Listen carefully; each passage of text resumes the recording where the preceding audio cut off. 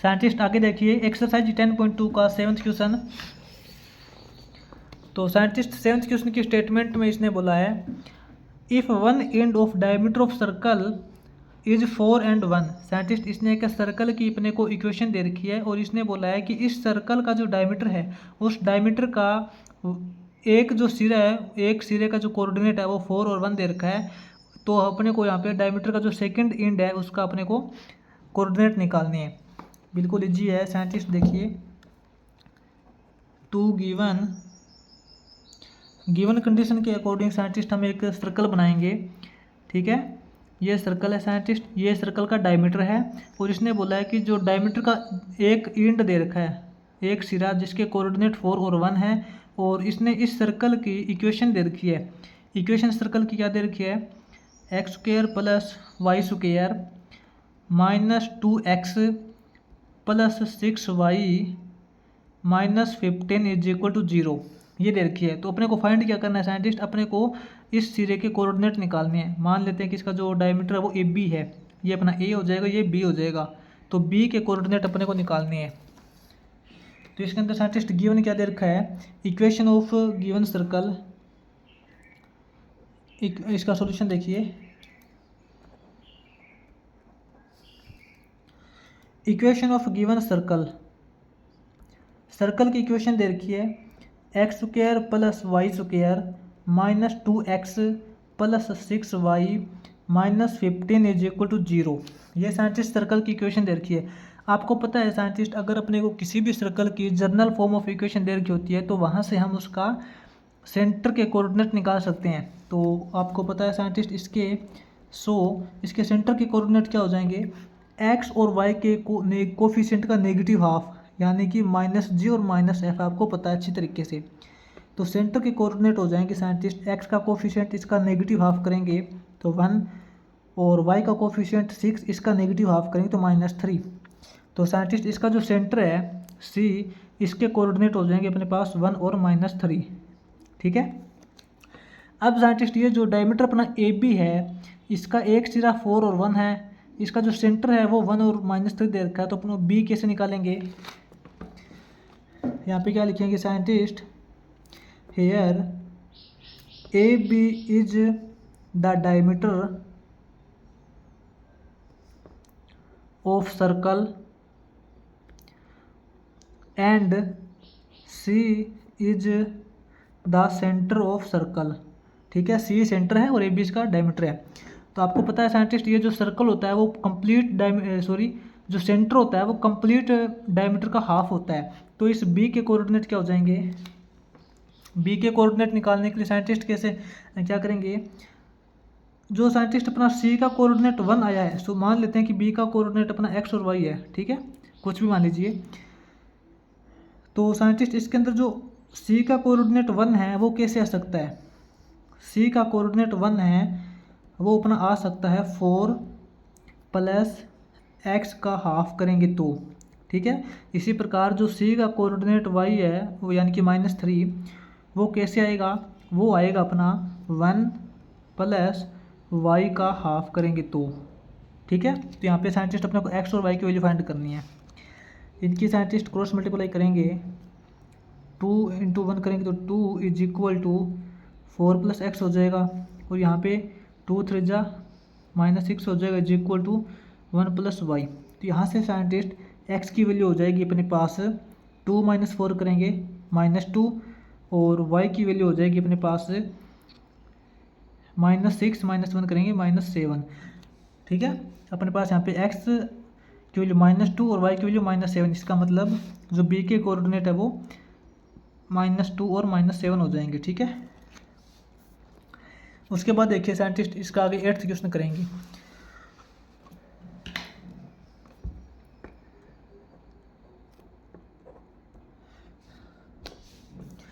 8th question की statement के अंदर साइंटिस्ट देखिए इसने क्या बोला है, find the equation of diameter. अपने को यहाँ पे डायमीटर की इक्वेशन निकालनी है साइंटिस्ट ऑफ सर्कल। इसने सर्कल की इक्वेशन दे रखी है विच पास थ्रू द ओरिजिन। तो साइंटिस्ट इसने बोला है कि सर्कल है, ये सर्कल की इक्वेशन दे रखी है, ये जो सर्कल है ओरिजिन से पास होता है तो उसके डायमीटर की इक्वेशन फाइंड करनी है। ठीक है ना, साइंटिस्ट मान लेते हैं अकॉर्डिंग टू गिवन सिचुएशन के अकॉर्डिंग साइंटिस्ट इसने एक सर्कल दे रखा है। इसने बोला कि जो सर्कल है वो ओरिजिन से पास होता है, ठीक है ना। और इसकी जो इक्वेशन दे रखी है वो नोट करते हैं। इक्वेशन दे रखी है x² plus y² minus 6x plus 2y minus 8 is equal to 0। और ये जो सर्कल है वो ओरिजिन से पास करता है। साइंटिस्ट मान लेते हैं इसके ऊपर जो ओरिजिन है ना वो यहाँ है, ये जो पॉइंट है वो 0 0 है, ठीक है। ये जो पॉइंट क्या है 0 0 है। तो साइंटिस्ट आप ओरिजिन से बिल्कुल एक डायमीटर ड्रा कीजिए। इसका जो डायमीटर ड्रा करेंगे ये इसका डायमीटर हो जाएगा और ये इसका सेंटर पॉइंट हो जाएगा, आपको पता है, ठीक है। तो अपने को इस डायमीटर की इक्वेशन फाइंड करनी है।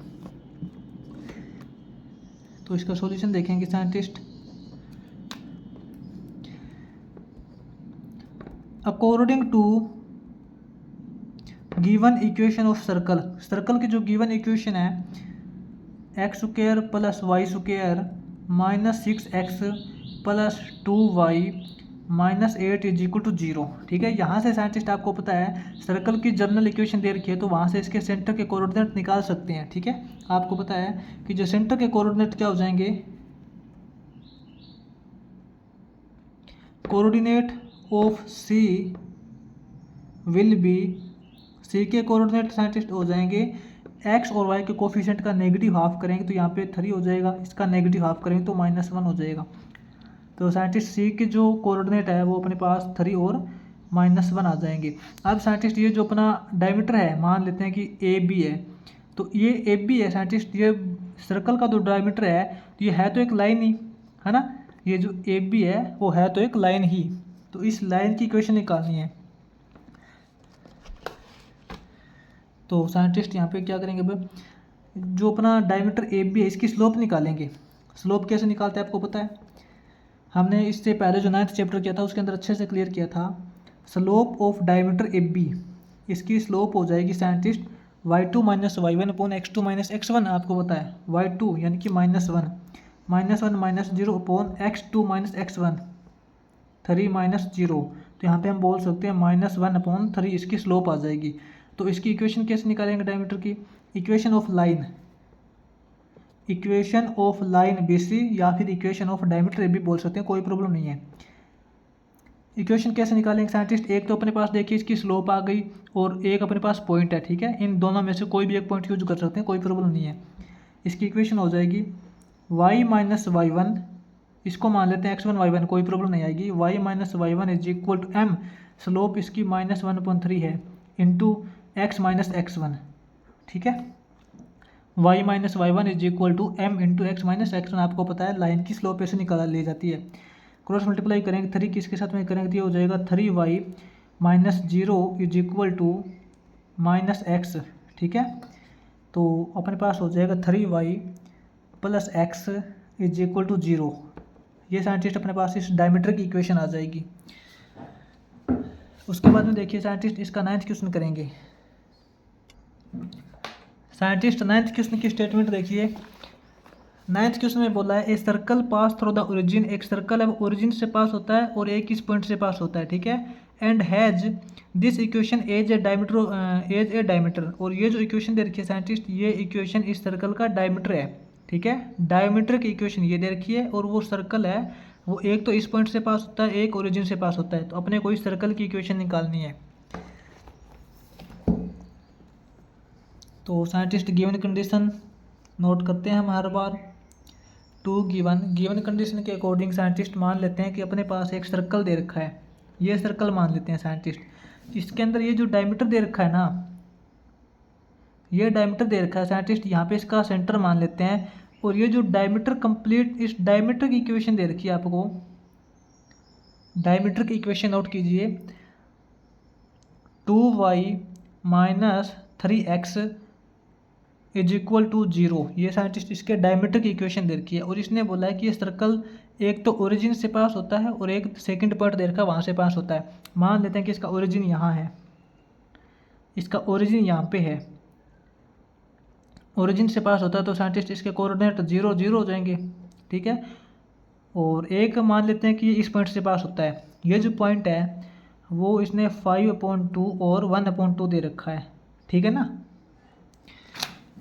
ये सर्कल इन दोनों पॉइंट से पास होता है और इस सर्कल के डायमीटर की इक्वेशन अपने को दे रखी है, तो इस सर्कल की अपने को इक्वेशन फाइंड करनी है। तो मान लेते हैं कि अपना पॉइंट P है, ये अपना पॉइंट Q है और इसका जो सेंटर हो जाएगा C, ठीक है ना। अब देखिए साइंटिस्ट इसका सॉल्यूशन। साइंटिस्ट एक बार इन जो गिवन केस है इसको छोड़ दीजिए, आप एक बार आप मेरे को बताइए सर्कल की जो जर्नल इक्वेशन होती है वो क्या होती है। मान लेते हैं the journal equation of circle, journal equation of circle, circle की जो जर्नल इक्वेशन होती है साइंटिस्ट आपको अच्छे से पता है, x² plus y² plus 2gx plus 2fy plus c is equal to 0 होती है ना। यही होती है सर्कल की जर्नल इक्वेशन, यही होती है। अगर अपने को इसके अंदर g, f और c की वैल्यू पता चल जाए तो हम इसके अंदर g, f और c की वैल्यू डाल देंगे और सर्कल की इक्वेशन आ जाएगी। लेकिन अपनी मेन मकसद तो ये है कि अपने को g, f और c की वैल्यू कहाँ से मिलेगी, ठीक है। तो ये देखिए साइंटिस्ट, इस सर्कल की जर्नल इक्वेशन ये है और इस सर्कल के ऊपर साइंटिस्ट दो पॉइंट दे रखे हैं अपने को, पॉइंट P और पॉइंट Q। ये दोनों पॉइंट इसी सर्कल की है और इस सर्कल की इक्वेशन ये है। तो इसका मतलब ये है कि साइंटिस्ट इस इक्वेशन के अंदर जब हम P और Q की वैल्यू पुट करेंगे तो इस इक्वेशन को सेटिस्फाई करना चाहिए ना, क्योंकि ये इक्वेशन इसी सर्कल की है और इसी सर्कल के ऊपर पॉइंट दे रखे हैं। तो हम साइंटिस्ट इसके लिए चेक करते हैं 4 पॉइंट P पॉइंट के लिए इस इक्वेशन को चेक करते हैं। P पॉइंट के कोऑर्डिनेट 0 दे रखे हैं क्योंकि इसने बोला ना कि सर्कल ओरिजिन से पास होता है। तो इसके अंदर x और y की वैल्यू 0 पुट करेंगे साइंटिस्ट, x की वैल्यू 0 पुट करेंगे, y की वैल्यू 0 पुट करेंगे तो 0 0 0 हो जाएगा, x की वैल्यू 0 पुट करेंगे तो 0 हो जाएगा, y की वैल्यू 0 पुट करेंगे तो 0 हो जाएगा, plus c is equal to 0 बचेगा। क्या बचेगा अपने पास, बचेगा इसके अंदर जब P पॉइंट के लिए चेक करते हैं तो अपने पास यहाँ पे c की वैल्यू 0 आती है, ये आप यहाँ पे नोट कर लेना। c की वैल्यू तो अपने पास 0 आ गई, ठीक बात है। अब देखिए, अब हम चेक करते हैं 4 पॉइंट Q के लिए चेक करेंगे। Q के कोऑर्डिनेट दे रखे हैं अपने को 5/2 और 1/2, ठीक है। इसके अंदर साइंटिस्ट x और y की ये वैल्यू पुट करेंगे। तो x की जगह 5/2 पुट करेंगे तो 5/2 का स्क्वायर करेंगे तो अपने पास हो जाएगा 25/4 प्लस 1/2 का स्क्वायर करेंगे तो 1/4 हो जाएगा, प्लस साइंटिस्ट 2gx, इसके अंदर x की जगह हम 5/2 पुट करेंगे, x की जगह 5/2 पुट करेंगे, 2 से 2 कैंसिल हो जाएगा, अपने पास बचेगा 5g। क्या बचेगा 5g प्लस 2fy, y की वैल्यू 1/2 पुट करेंगे तो 2 से 2 कैंसिल हो जाएगा, अपने पास बचेगा f।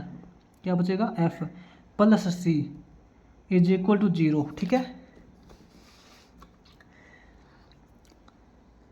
ये अपने पास हो जाएगा scientist 26/4 plus 5g plus f plus c is equal to 0। तो साइंटिस्ट अपने पास यहाँ पे देखिए c की वैल्यू तो साइंटिस्ट अपने पास ऑलरेडी आ चुकी है ना। इसको इक्वेशन नंबर फर्स्ट मान लेते हैं। फ्रॉम इक्वेशन फर्स्ट इक्वेशन से अपने पास c की वैल्यू 0 ऑलरेडी आ चुकी है। इसके अंदर c की वैल्यू 0 पुट करेंगे तो अपने पास क्या इक्वेशन बनेगी 5g plus f, 5g plus f, c की वैल्यू तो आपको पता 0 ही है, प्लस के अंदर 26/4 इज इक्वल टू 0। ये साइंटिस्ट मान लेते हैं अपने पास यहाँ पे सेकंड इक्वेशन आ गई, ठीक है। ये अपनी सेकंड इक्वेशन हो जाएगी। अब साइंटिस्ट इसने बोल रखा है कि जो डायमीटर की इक्वेशन दे रखी है साइंटिस्ट, आपको पता है कि अगर अपने को सर्कल के अंदर इसकी जर्नल इक्वेशन दे रखी होती है तो उस सर्कल की जर्नल इक्वेशन से इसके सेंटर के कोऑर्डिनेट हम निकाल सकते हैं। यहाँ पे क्या लिखेंगे, according to general equation of circle, circle की जर्नल इक्वेशन जो होती है उसमें हम x और y के कोफिशिएंट का नेगेटिव हाफ करते हैं तो इसके सेंटर के कोऑर्डिनेट आ जाते हैं। इनके नेगेटिव हाफ करेंगे तो -g और -f। तो कहने का मतलब ये है कि इसके जो सेंटर के कोऑर्डिनेट क्या हो जाएंगे, -g और -f हो जाएंगे। तो इसके साथ सर्कल का जो सेंटर है वो अपने पास -g और -f हो जाएगा, ठीक है। ये अपने पास हो जाएगा। अब साइंटिस्ट ये देखिए, जो सेंटर का पॉइंट है ये साइंटिस्ट इसी डायमीटर के ऊपर दे रखा है।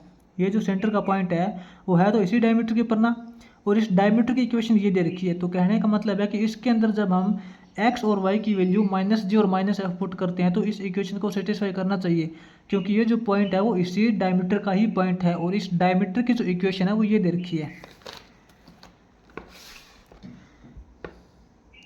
इक्वेशन ऑफ डायमीटर,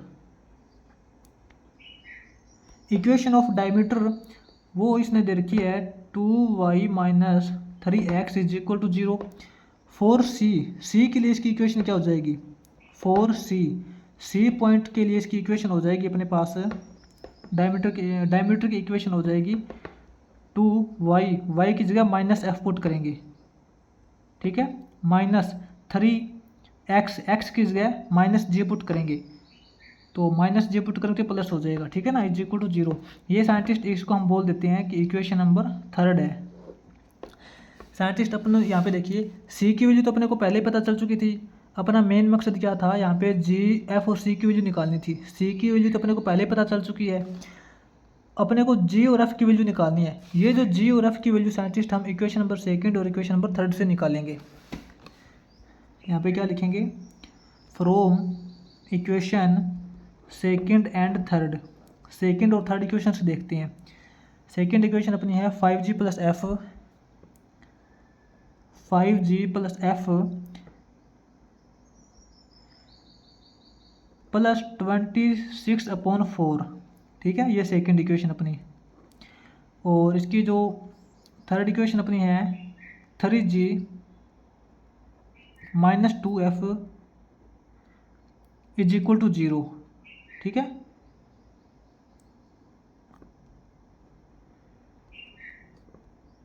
ऐसे लिख सकते हैं इसको। अब साइंटिस्ट इन दोनों को सोल्व कैसे करेंगे, ऊपर वाली जो इक्वेशन है साइंटिस्ट इसको हम 2 से मल्टीप्लाई कर लेते हैं। इस कंप्लीट को 2 से मल्टीप्लाई करेंगे, मल्टीप्लाई बाई 2 बोथ साइड। इस कंप्लीट को 2 से मल्टीप्लाई करेंगे तो अपने पास इक्वेशन क्या बनेगी, ये हो जाएगा 10g + 2f + 26/4। इसको 2 से मल्टीप्लाई करेंगे साइंटिस्ट, इसको जब 2 से मल्टीप्लाई करेंगे तो 2 से ये 2 पे कैंसिल हो जाएगा और 2 से ये 13 पे कैंसिल हो जाएगा। अपने पास बनेगा +13 = 0, ठीक है। ये अपने पास इक्वेशन सेकंड। और थर्ड इक्वेशन क्या है, third equation as it is लिखेंगे 3g - 2f + 0 = 0।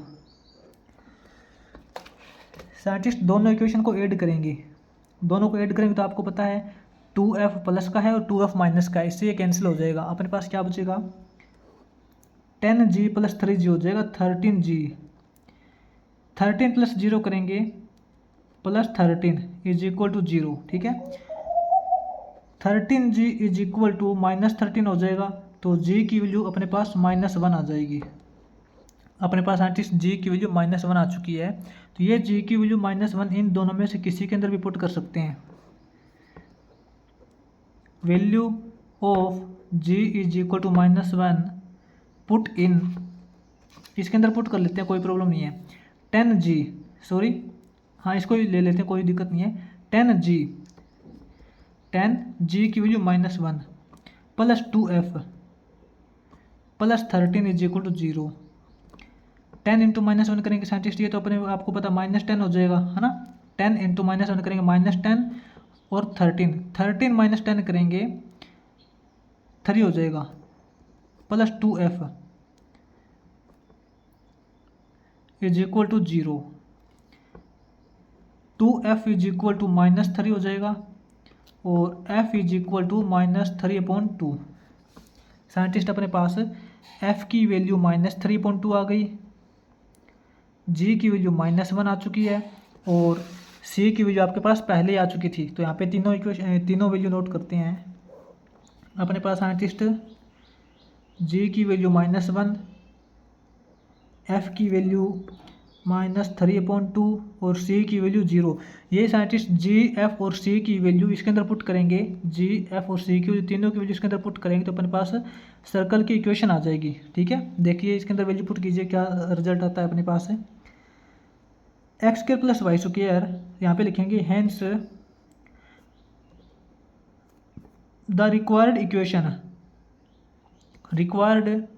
Equation of circle की जो रिक्वायर्ड इक्वेशन है वो क्या हो जाएगी, will be X square plus Y square plus 2gx। G की वैल्यू -1 पुट करेंगे, तो -2x हो जाएगा, -2x। एफ की वैल्यू -3/2 पुट करेंगे साइंटिस्ट, एफ की वैल्यू -3/2 पुट करेंगे तो 2 से 2 कैंसिल हो जाएगा, यहाँ पे बचेगा -3y, ठीक है। प्लस सी की वैल्यू आपको पता है 0 आ चुकी है, ठीक है। सी को 0 पुट करें तो 0 इज इक्वल टू 0।